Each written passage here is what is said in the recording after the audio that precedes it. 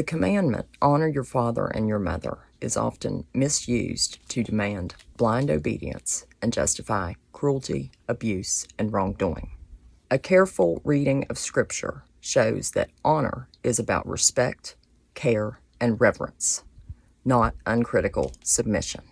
In the Old Testament, honoring the parents is always framed within the context of God's law. For instance, Deuteronomy 13, 6-8 instructs that if a parent attempts to lead a child into idolatry or sin, then the child must refuse to follow them.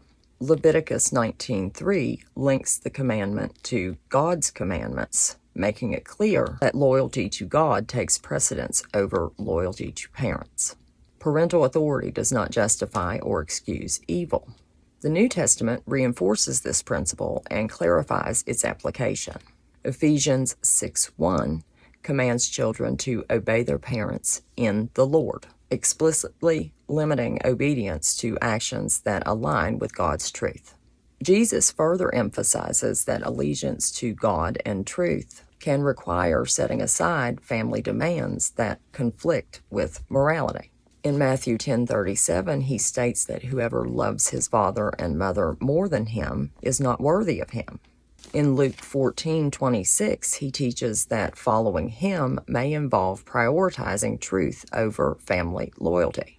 Mark 7:9-13 shows Jesus condemning those who twisted the commandment to justify greed or abuse, illustrating that Scripture was never meant to grant absolute parental authority over conscience or justice. The biblical text illustrates that honoring parents does not mean accepting abuse, wrongdoing, or cruelty.